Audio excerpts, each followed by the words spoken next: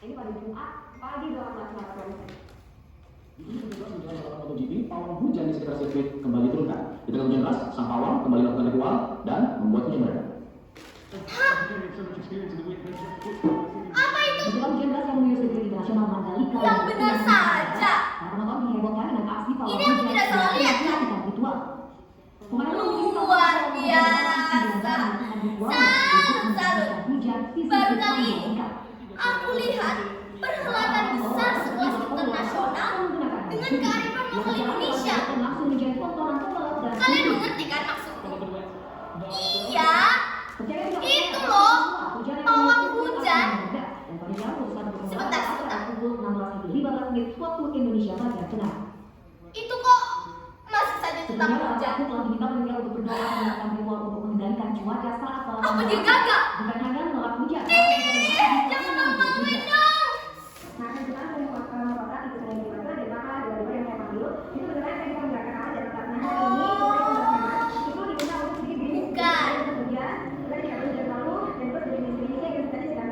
Dia sedang menenangkan hujan.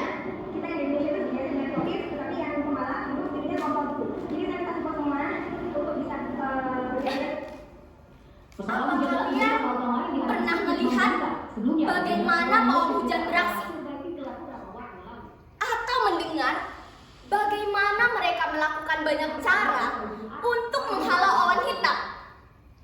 Kabarnya, bahkan ada yang tidak boleh mandi atau harus melemparkan celana dalam mereka ke atas genting.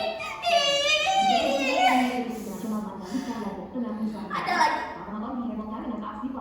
cabai dan bawang merah bisa jadi perantara jika ditusukkan ke tusuk sate dan ditancapkan ke tanah atau media lain. Tapi kok artinya mengangguti Allah? Wajarnya di kampungku teriak paling keras persoalan seperti ini. Katanya itu musyrik. Kupikir sangat sensitif jika membahas persoalan ini. Apalagi kalau aku tulis seperti ini di media sosial. Dijamin deh, jempol netizen itu lebih cepat daripada kecepatan kuda.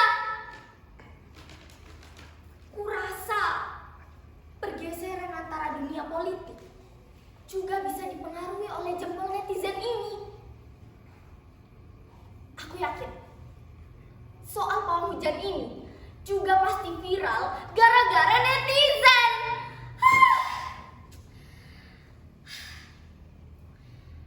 Andai saja semua netizen diberi batasan untuk berkomentar, pasti tidak akan seheboh ini.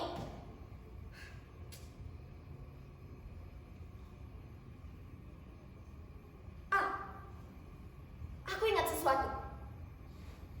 Bukan soal menghentikan hujan, tapi sebaliknya. Suatu hari di perkampungan nenekku, kemarau betah menyambangi. Penduduk desa mulai gelisah dengan cuaca yang panas. Persediaan makanan menipis, persawahan dan ladang yang kekeringan. Biasanya ada upacara ritual yang diadakan jika keadaan terus menggelisahkan seperti itu. Nenekku bilang,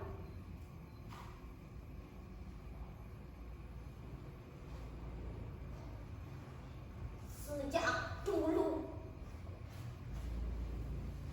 upacara ritual selalu menghadirkan cincau.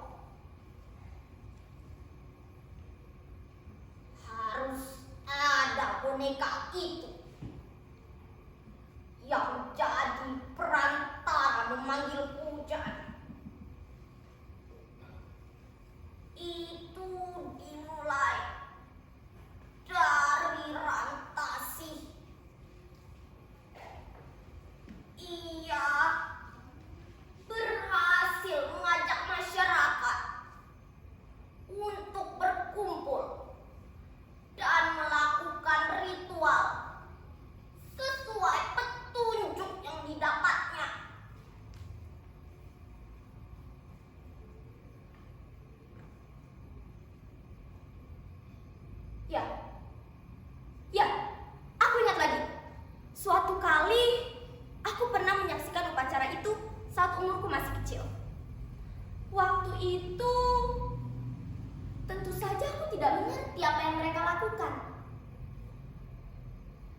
belum ku tahu.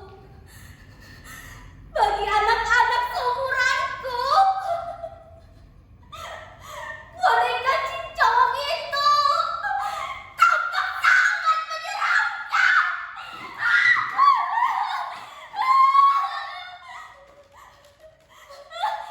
Aku pernah dikejar boneka itu.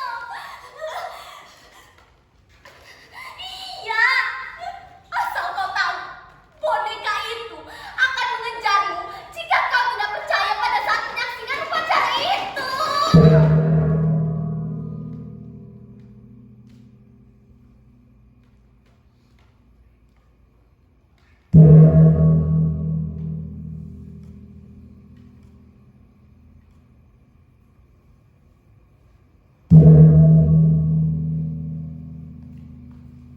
Cincowang,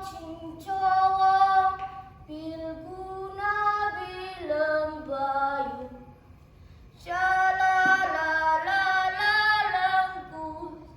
lengkute anggedani, ayah panganten anyar, ayah panganten anyar. Cincowang,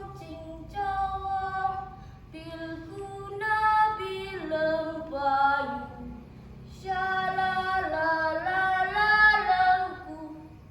lengkute anggedani, ayah panganten anyar, ayah panganten anyar. Seperti itulah nyanyian yang dinyanyikan oleh sang sinden pada saat upacara ritual Cincowang. Suara musik yang tercipta terdengar sangat menarik. Ada perasaan lain, seperti berada di dunia yang berbeda. Sementara itu, Ibu Nawita yang menjadi punggung berada di tengah halaman. Tampak olehku, ia memangku boneka Cincowang, memasuki area ritual berlangsung. Di atas tikar sudah tergelar sesajen pakuyuan lengkap dengan kemenyan, tumpeng kecil, telur asin, kembang rampe 7 warna, dan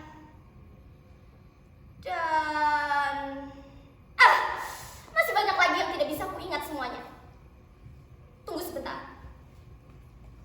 Seperti ini kira-kira gerakan Ibu Nawita.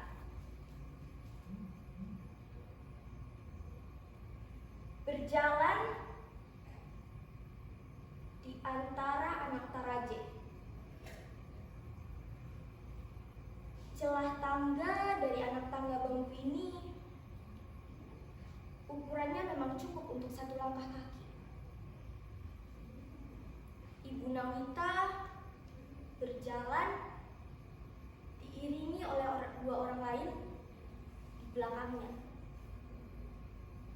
Mereka berjalan bolak-balik 3 kali.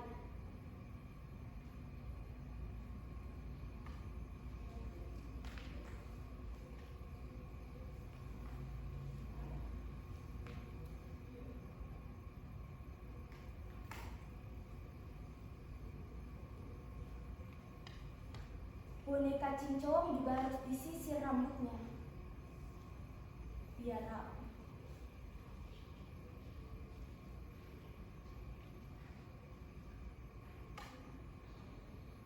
Bidadari lagi TK, bidadari lagi TK, jarum-jarum di kaki tunjang kaki julukan julo dari awal rumput, jarum-jarum di kaki tunjang kaki julukan julo dari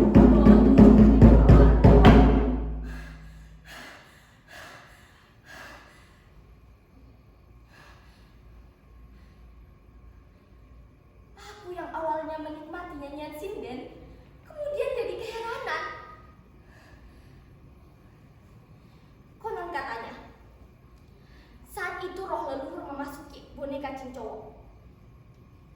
Aku tidak percaya. Bagaimana mungkin bisa seperti itu? Apa? Kalian bilang apa?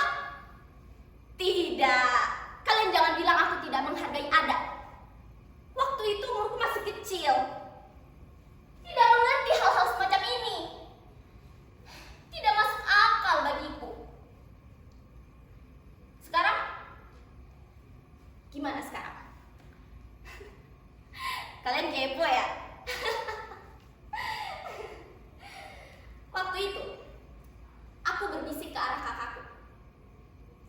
Upacara ini aneh. Gak masuk akal. Kemudian, aku iseng berkomat kami. Cincawang, mulut cantik awak, bubu. Cincawang, kepala cantik badan, bubu.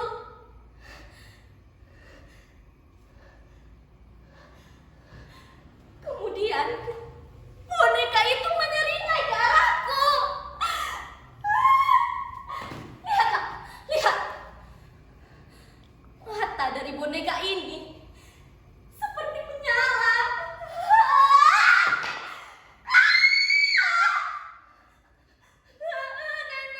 Nenek tolong aku. Aku seperti mendengar boneka itu berbisik ke arahku.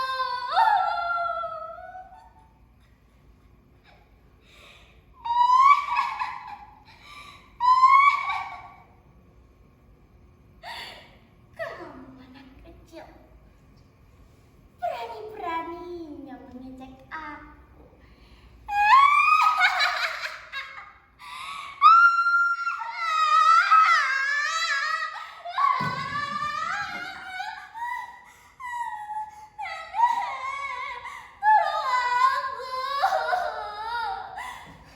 Jauhkan boneka itu dariku, Nek. Ampun. Nenek yang berada di teras rumah kemudian menyampariku.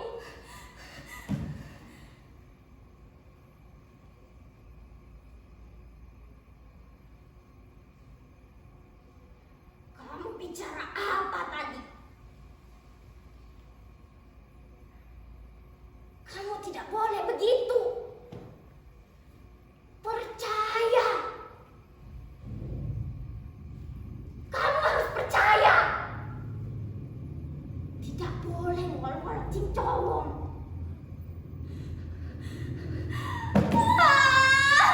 Iya, Nek. Aku percaya sekarang, Nek. Ampun. Boneka cincowong. Tolong ampuni aku. Ampun. Jangan ganggu aku.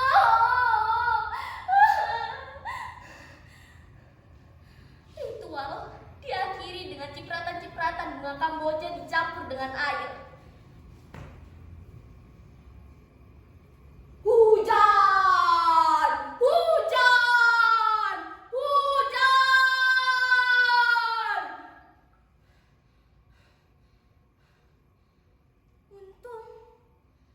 saat itu aku segera ditolong.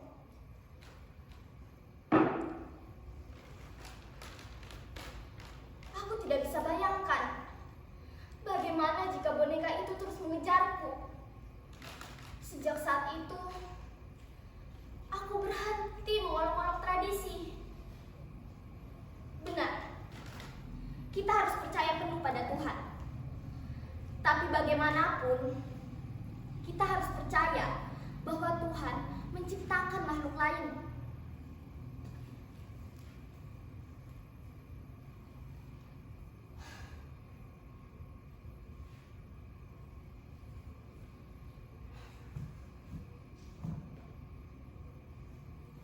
Kita kembali ke topik pada sini saja. Hari kami ini pada Jumat, pagi 12 Maret. Ini menjelaskan soal MotoGP, pawang hujan pada sirkuit kembali turun. Pada hujan deras, sang pawang kembali turun. Kalian lihat, pembalap itu menirukan pawang hujan. Aduh, berita viral ini. Hujan yang tengah melakukan ritual. Sedangkan ini pembangunan yang dalam 9 dan melakukan ritual untuk menghentikan hujan di sirkuit. Aku ingatkan sekali lagi. Kalian boleh percaya ataupun tidak pada bau hujan. Tetapi bagaimanapun, kita tidak mengetahui keahlian khusus mereka. Hujan yang menyulut sirkuit akhirnya mereda dan panitia berusaha untuk menggelar balap pada pukul 16.15 waktu Indonesia bagian tengah. Sebelumnya, para pelaku telah diminta panitia untuk berdoa dan melakukan Ada satu rahasia cuaca saat balapan berlangsung. Bukan hanya yang ku ketahui baru-baru ini. bisa memanggil hujan. Menurut bisikan batin nenek, selanjutnya aku yang harus menggantikan Ibu Nawita.